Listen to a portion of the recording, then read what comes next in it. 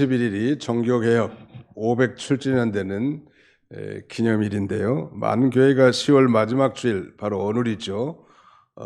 마지막 주일을 종교개혁주일로 이렇게 지키고 있습니다. 종교개혁주일을 맞이해서 오늘 저는 유다서 1장 20절로 25절까지 말씀을 본문으로 자신을 세워나가라, 이런 제목으로 하나님 말씀을 선포하고 함께 은혜받고자 합니다. 이 종교개혁이라는 것은 성경에서 이탈되고 인본주의로 이루어진 모든 전통 이런 것들을 성경을 따라 바로 고치는 그런 개념이 개혁이라고 할 수 있겠습니다. 그것은 교회나 그 다음에는 이 개인에게도 마찬가지고 우리 가정에도 마찬가지. 하나님의 말씀과 어긋난 인본주의로 세워진 그런 모든 제도, 전통 이런 것들을 다 고쳐서 하나님의 말씀대로 자신의 인격을 세워나가고 가정을 세워나가고 교회를 세워나가는 것이 개혁 아니겠습니까? 우리 대한예수교 장로의 개신총회는 개혁주의를 표방하고 있습니다. 잘못된 거, 성경을 근거로, 성경이 표준이라고 배우셨죠?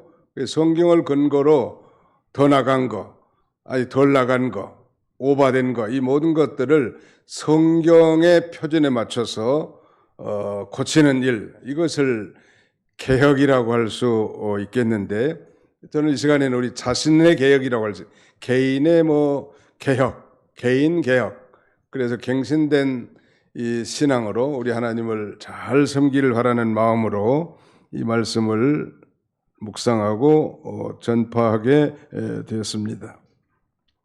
그렇다면 자신을 세워나가는 의미가 뭘까요? 옛날 성경은 자신을 세우라 이렇게 번역하지 않고 개역 한글판에는 자기를 건축하라 이렇게 노골적으로 번역하고 있습니다. 자기를 건축해 나가는 것. 예수를 자신의 구주로 믿고 구원받은 순간 우리는 말하자면 이 구원의 시발점이라고 할 수 있는데, 장차 우리 예수님 재림할 때까지, 우리의 구원의 완성 때까지 이 기간, 예수 믿고 구원받은 순간부터 예수 그리스도의 재림하여 우리가 영광스러운 순간에 이르기까지 이 기간을 우리는 건설 기간이라고 말할 수 있습니다. 건설. 그런 면에서 우리 모두는 다 건설 중에 있습니다. We are under construction. 우리는 건설 중에 있습니다. 한번 따라합시다. 우리는 건설 중에 있습니다. 뭘 건설할 거는가?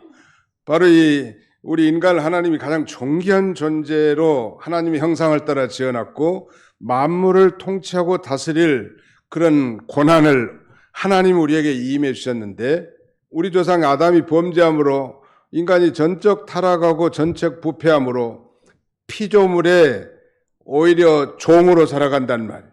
그리고 하나님의 말씀에 따라 순리대로 살지 않고 영리대로 살아가는 거예요. 남자와 여자가 결혼해야 되는데 여자와 여자끼리 와서 결혼 신고서를 제출한다든지, 이거야말로 하나님의 말씀에 정면 도전하는 반역하는 그런 행위가 아니겠습니까? 그런 시대가 된 거예요.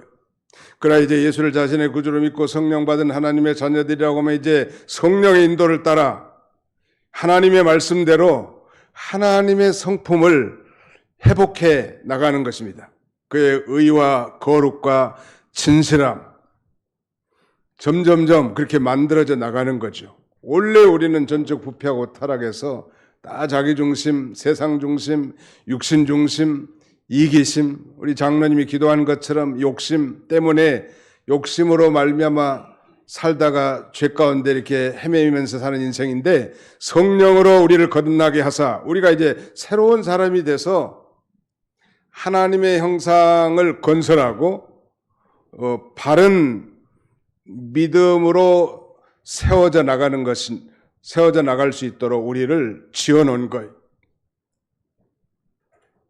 이게 대단히 중요합니다. 그런 면에서 자신을 세우라 이 말은 자기를 건축하라는 말인데, 자기를 하나님의 형상을 따라 의와 거룩함과 진실함으로 이제 건설해 나가는 거예요. 우리 가정도 과거에는 우상 숭배하고 돈이 최고의 가치이고 그 다음에는 이 보이는 것이 전부고 그런 그 가치관에서 이제 예수 믿고 구원받아 성령 받은 하나님의 가정들은 하나님의 말씀을 따라 이제 하나님을 경외하고 그 명령을 지키는 그런 가정으로 세워나가야 하고 또 세우도록 우리가 노력을 해야 합니다. 우리가 종교개혁주를 맞이해서 내 자신과 우리 가정 그리고 우리 교회에 정말 하나님의 말씀과 배치된 거 이런 것들을 우리가 찾아서 하나님 말씀대로 고쳐나가네. 아무리 좋은 전통이라도 그것이 하나님의 말씀과 어긋난 것이라면 언제든지 고칠 수 있는 그런 열린 마음을 가져야 합니다. 물론 좋은 전통을 우리가 계승하는 것은 두말할 것 없이 중요하겠죠.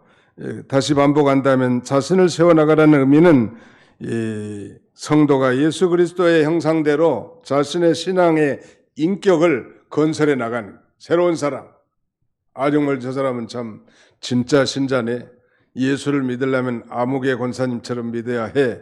이렇게 될 정도로 자기를 잘 세워나가는 것이 중요하고 그래야 자기가 바로 잘 세워져야 가정도 잘 다스릴 수 있고 만물을 하나님의 거룩하신 뜻대로 우리가 사용할 수 있지 않겠습니까? 그렇다면 본론적으로 우리 성도가 자신을 세워나가는 비결, 성도가 자신을 건축해 나가는 기초는 무엇이며 비결, 방법은 무엇인가? 그리고 마지막 그 결과는 무엇인가? 시간 되는 대로 말씀을 선포하고 함께 은혜 받고자 합니다.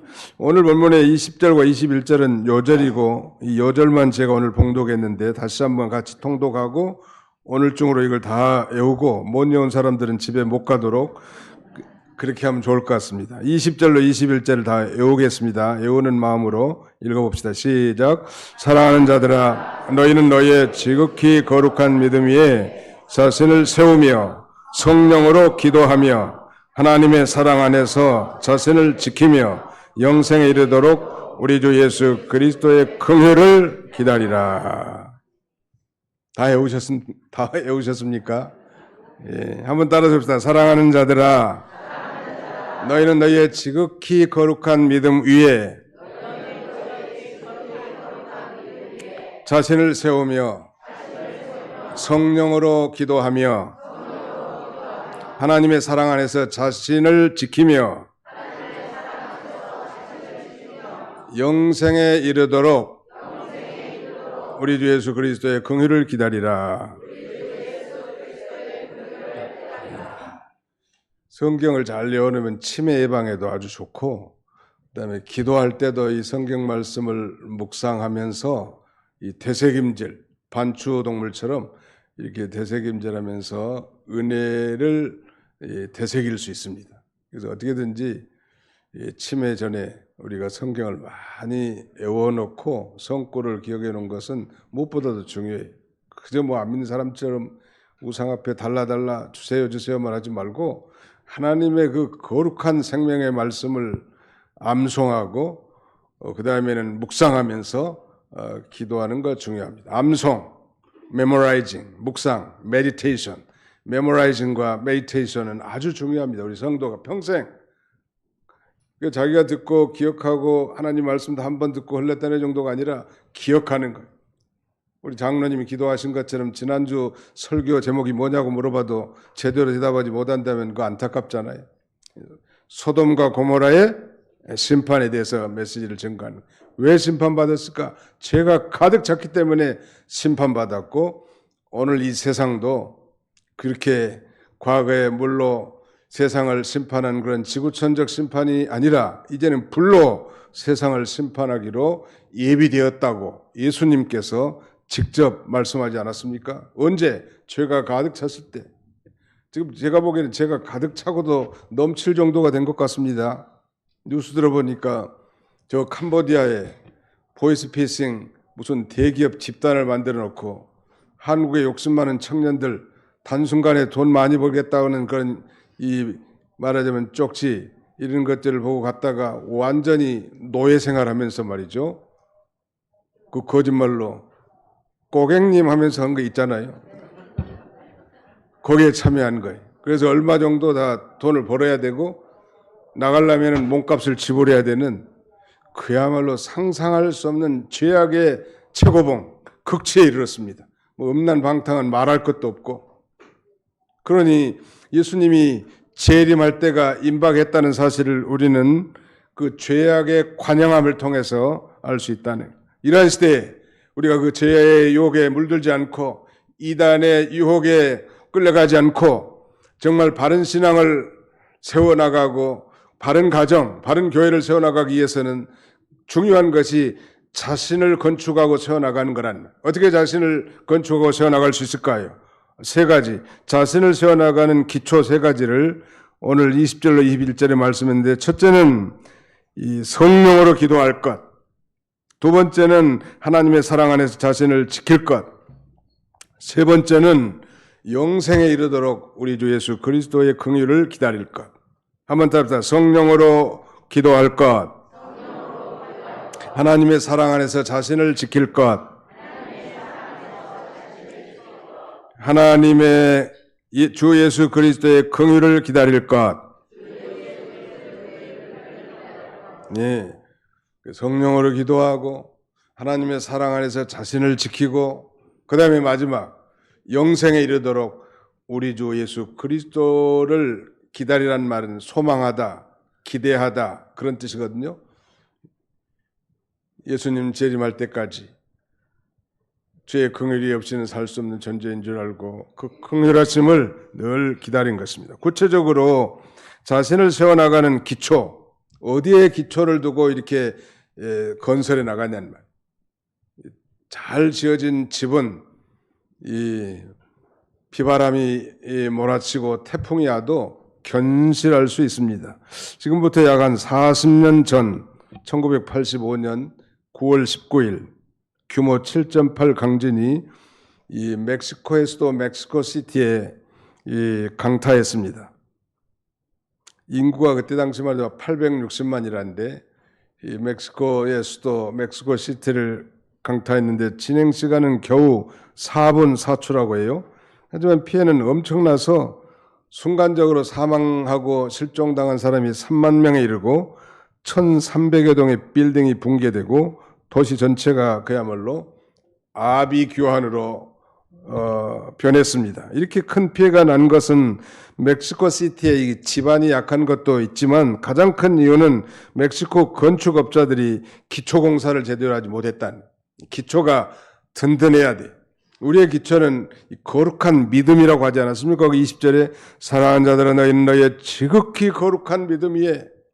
오늘 유다서는 소위 1세기의 영지주의자라고 하는 그 이단자들이 건전한 교회에 은밀하게 침투해서 이 참된 성도들을 미혹해 나가는 그런 시대에 우리가 예수를 믿고 구원받았으니 도덕적 이 자유는 우리에게 보장된 것이다 라고 말하면서 소위 도덕적 폐기론, 말하면 성적 방종주의, 쾌락주의를 조장해 나갔단 말이에요. 그 건전한 성도들이 혹시 거기에 유혹을 당할까봐 이 주님의 동생 유다는 부랴부랴 구원에 관한 일반의 진리를 증거하려다가 이 믿음의 도를 위하여, 단번에 주신 믿음의 도를 향하여 힘써 싸우라고 이렇게 권면하면서, 이단과 싸우는 것도 중요하지만 우리 자신을 세워나가는 것, 건설해 나가는 건 더욱 중요하다, 이걸 지금 강조하면서 우리가 받은, 전통적으로 우리가 받은 이 복음을 믿는 그 믿음 위에다가 자신을 세워나가라는 것. 사랑하는 성도 여러분, 1세기에 예수님이 이제 부활 승천하신 이후 지금 2000년이 지나지 않았습니까? 2000년 동안 이 생명의 복음이 지금까지 우리 대한민국 한반도까지 전파됐다는 것은 대단히 괄목할 만한 일이고 정말 축복의 일입니다. 그 1세기의 그 순수한 복음, 사도들을 통해서 이제 전파된 그 복음이 점점점 가다가 변질되고 타락됩니다. 그래서 이 종교, 중세 시대를 우리는 이 교회사적으로 암흑시대라고 부릅니다. 암흑이라는 말은 뭐 캄캄하다는 뜻이지만 하나님의 말씀을 떠난 그런 시대란 말. 하나님의 말씀을 떠났지만 형식적인 예배, 헌금활동, 자선사업, 행위, 이런 것, 예전 이런 것들은 대단하게 발전됐지만 교회가 하나님의 말씀을 떠나 있단 말. 우리 교단과 교회가 좀 부족한 점들이 많이 있지만 그래서 특별히 우리가 강조하는 것은 하나님의 말씀에 성도들을 굳게 세웠으면 좋겠다는 이런 소망이 있고 저도 역시 거기에 전적 동의하고 또 그렇게 되기를 바랍니다. 왜냐하면 하나님의 말씀에 바로 세워진 신앙, 이건 어떤 환난과 풍파, 시험이 하더라도 흔들리지 않는다는 말씀의 기초가 된 신앙. 그러니까 사도들을 통해서 이 전달받은 참된 복음을 믿는 믿음에 굳게 서 있더라면 당시에 이단자들이 와서 유혹하고 도덕 폐기론자들이 와서 방종을 조장한다 할지라도 넘어가지 않을 건데 넘어간 사람들이 실제로 있었단 말이에요. 그러므로 이 기초가 아주 중요합니다. 기초를 영어로 파운데이션이라고 말하는데 여자분들은 화장할 때 맨 먼저 바르는 것이 파운데이션이죠. 기초 화장품인데 그리고 그 위에다 이제 여러 가지를 바르고 찍고 그리지 않습니까? 여인들의 이 기초 화장이 중요한 것처럼 여자라면 화장이 잘 안 받아. 어떻게 잠을 잘 못 잤는지 붕 떠가지고 있어 화장이 따로. 기초 화장이 제대로 안 먹어서 그래. 이 기초가 바로 돼야 건축물이 견고하게 세워지네. 기초는 보이지는 않지만 그러나 굉장히 중요한 거죠. 그 건물을 떠받치는 중요한 요소인 것입니다. 이 성도들이 흔들리지 않는 견고한 신앙도 자신을 세워나가는 그 기초는 성도들에게 주신 이 지극히 거룩한 믿음이란 말, 믿음. 우리의 선행이나 노력, 공로, 지식, 경험으로 말미암은 게 아닙니다. 저 십자가에 달린 예수 그리스도를 자신의 구주로 믿고 그 다음에 그의 부활하심을 믿고 구원받은 그 믿음에 견고하게 서서 이제 잃어버렸던 하나님의 형상을 회복하고 그 다음에는 예수 그리스도의 거룩한 성품을 닮아 나가는 것이 자신을 세워나가는 것이고 그것이 기초가 되는 것입니다. 본론적으로 이제 그렇다면 자신을 세워나가는 방법 세 가지는 다시 한번 따라서 해봅시다. 자신을 세워나가는 방법 세 가지를 제가 따라서 하겠습니다. 성령으로 기도할 것, 하나님의 사랑 안에서 자신을 지킬 것, 영생에 이르도록 우리 주 예수 그리스도의 긍휼을 기다릴 것.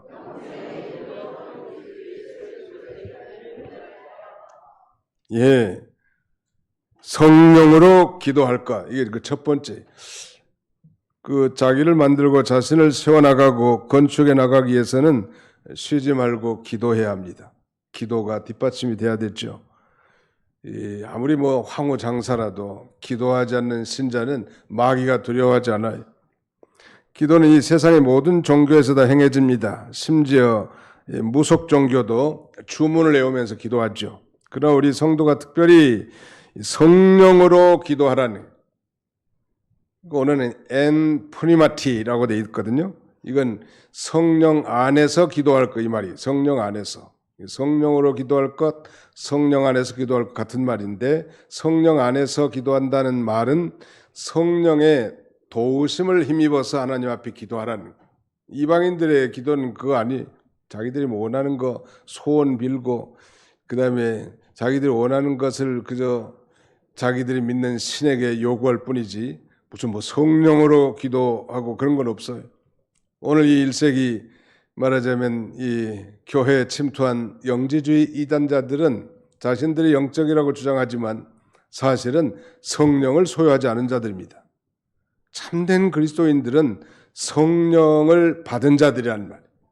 그러므로 그 성령 안에서, 즉 성령의 통제 안에서 성령의 도우심을 힘입어 하나님 앞에 기도하는 것이 중요합니다. 그리고 기도 자리에 나와서 그저 자기 소원풀이만 하지 말고 주님, 내 안에 내주에 계신 성령님의 인도를 따라 오늘도 기도하게 주옵소서. 성령으로 기도하라는 말은 그래서 내 뜻대로 기도하지 말고 성령께서 인도하는 대로 하나님의 뜻을 붙들고 하나님 앞에 기도하라, 그런 말이. 그때 자신을 건축해 나갈 수 있고 만들어져 나가니 성령의 사람이 되라니. 성령은 모든 것을 다 통달하고 우리가 알 수 없는 것까지도 말할 수 없는 탄식으로 친히 간구해 주신 분입니다. 성령을 우리가 받은 성령은 보혜사 성령인데 이 보혜사 성령의 특징은 그분은 우리를 위로해 주신 분이에요. 컴포터, 위로자. 그 다음에 이 성령 하나님은 우리를 상담해 주시는 카운셀러입니다. 카운셀러. 그리고 세 번째, 성령 하나님은 헬퍼, 우리를 도와주신 분이에요. 그래서 특별히 기도하는 것도 성령님이 도와줘요. 성령님 앞에 성령 하나님, 오늘 제가 기도하는데 어떻게 기도해야 될까요? 그럼 그래, 감동을 주시는 거예요. 이렇게 기도해라.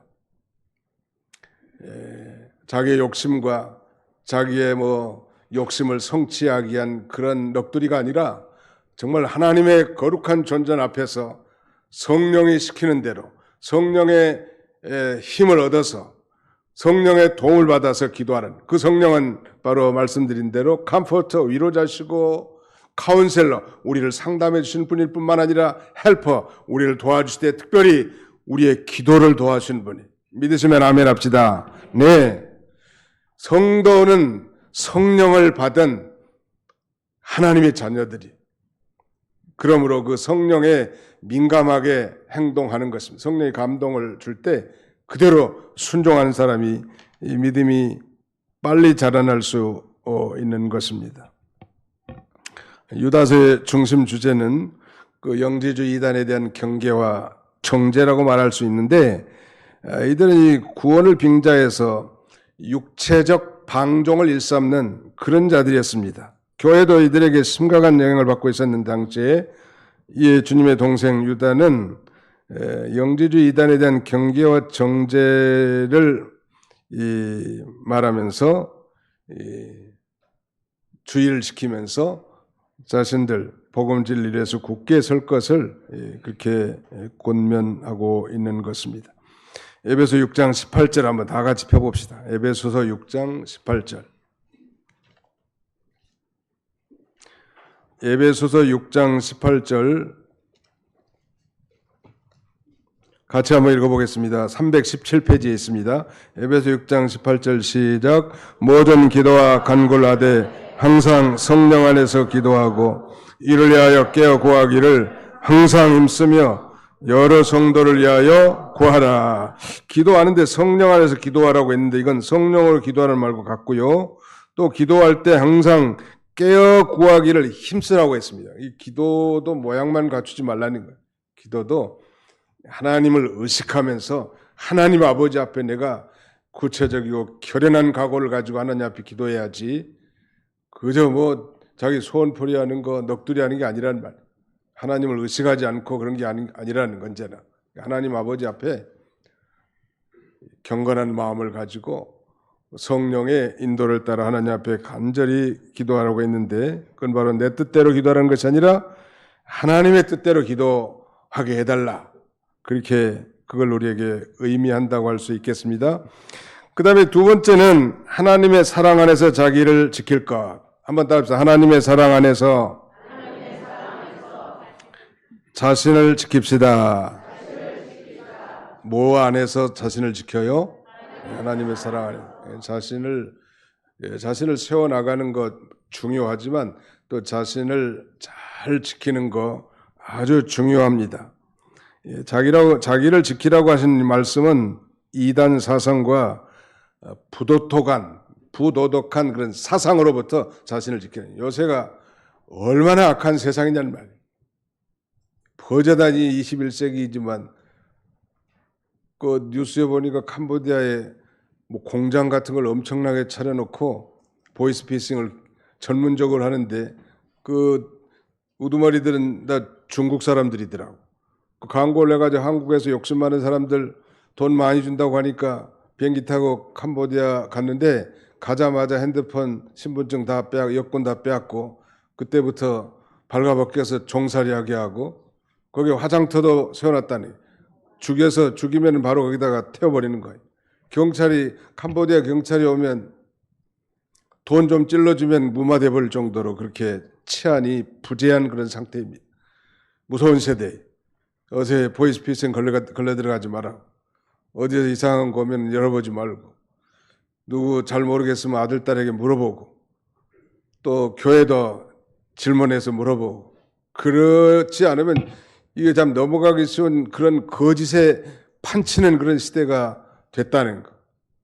이거 잘 안 하면 이거 속된 말로 쫄딱 망하는 시대가 됐단 말이에요. 정신 바짝 차리지 않으면. 사업을 하든지 직장에 다니든지 주부든지 공부하는 학생이든지 얼마나 약한 세대인 줄 알고 하나님 말씀에 견고하게 서서 흔들리지 않고 또 하나님의 사랑 안에 자기를 지켜야 합니다. 하나님의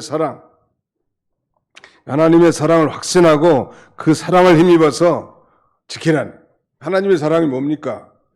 하나님의 사랑이 이렇게 나타났으니라고 성경은 증거하면서 우리가 아직 죄인 되었을 때 그리스도께서 우리를 위하여 죽으심으로 우리를 향한 하나님의 사랑을 확증하셨느니라 라고 말씀하셨는데, 예수 그리스도를 보내주신 게 하나님의 사랑이, 예수 그리스도를 통해서 우리가 죄사함, 그 구원을 받았고 영생과 천국 기업의 상속자가 되지 않았습니까? 이 사랑에 목말라 있는 시대, 그러므로 이 사랑을 깨닫고 확신하고 그 사랑 안에서 살 때 우리가 자신을 지켜 나갈 수 있는 것입니다. 성경은 그리스도의 사랑이 우리를 강권하시는도다 라고 말씀합니다. 이 강권하다는 말은 끄는도다 이런 말이에요. 그러니까 하나님의 사랑에 감격하고 이 감동 끌려 있는 사람은 그 사랑에 끌려서 거룩한 길을 걸어간다는, 죄를 벗어버리고, 이 사랑을 체험하지 못한 사람은 여전히 죄인 줄 알면서도 만끽하면서 그 길을 따라가는 거예요. 무서운 세대가 됐습니다. 정신을 바짝 차리지 않으면 눈 감으면 코벨칠 그런 시대가 지금 시대가 아닌가 싶습니다. 그리고 하나님의 사랑에 끌려서 하나님 앞에 예배하고 경건한 모임에 참여하고 선한 일에 열심을 내는 그런 삶을 살란 말. 우리 찬송가 202장에 보면 하나님 아버지 주신 책은, 이런 찬송이 있는데 필립 폴 브리스라고 하는 사람이 작시 작곡한 찬송이죠. 원곡명은 Jesus loves me, Jesus loves even me. 직역하면 예수께서 나 같은 존재조차도 사랑하신다, 그런 뜻인데요. 거기 2절에 보면 구속의 은혜를 저버리고 어긋난 땅 길로 가다가도 예수의 사랑만 생각하면 곧 다시 예수께 돌아오리 라고 이렇게 노래합니다. 구속의 은혜를 저버리고 하나님의 사랑을 저버리고 어긋난 땅 길로 가다가도 예수님의 사랑을 생각하면 곧 즉각적으로 다시 예수님께 돌아오게 된다고 말하면서 주님이 나를 사랑하니까 즐겁고도 즐겁도다. 주께서 나를 사랑하니 나는 참 기쁘다. 이런 찬송입니다. 이 하나님의 사랑을 아무도 끊을 수 없다고 바울은 로마 8장에서 그렇게 증거합니다. 아무튼 이 사랑에 끌려 사는 저와 여러분들이 다 되시기를 주님의 이름으로 축원합니다. 언젠가 제가 한번 소개한 영화로도 나왔습니다만 소설 레미제라블이라는 게 있거든요. 레미제라블, 프랑스어인데 영어로는 The Miserable, 즉 불쌍한 사람들, 이런 책인데요. 빅토르 이고의 장편 소설로 이 레미제라블은 정치적 불안과 사회적 불평등이 극심했던 1800년대 프랑스 혁명기를 배경으로 해서 쓴 불후의 명작입니다. 아무튼 빵 한 조각 훔쳤다가 19년이나 감옥살이 했다는 얘기는 여러분들도 아마 들으셔서 다 알 거인데요. 여러 해 전에 한국에서도 인기리에 이 영화가 반영되었는데 영화 장면 중에 우리에게 깊은 생각에 적게 만드는 장면이 나옵니다. 빵 한 조각을 훔친 일로 19년 옥살이는 왜 그랬는가 하면 자기 조카들이 굶고 있는 조카들에게 그 먹을 것을 공개하기 위해서 탈옥을 4번이나 시도했다가 그 죄가 가중돼 가지고 19년을 감옥살이 합니다.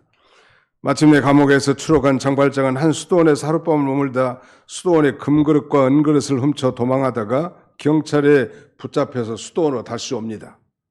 경찰관에게 수도원에서 선물 받은 것이라고 거짓말을 했기 때문에 경찰이 이 신부님하고 대질 신문하기 위해서 데리고 온 거예요. 수도원 원장에게.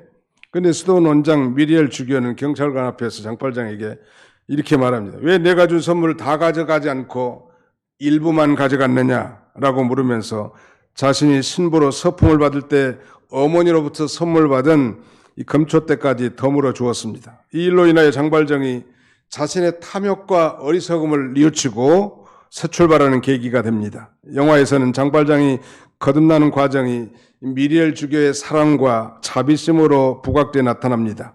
스톤 원장의 그렇게 조건 없이 베푸는 사랑이 이 증오의 화신이었던 장발장을 사랑의 사람으로 변하게 만듭니다. 사랑이 사람을 변화시키는 거예요. 여러분, 사랑을 많이 하십시오. 남편은 아내를, 아내는 남편을, 부모는 자식을, 자식은 부모를.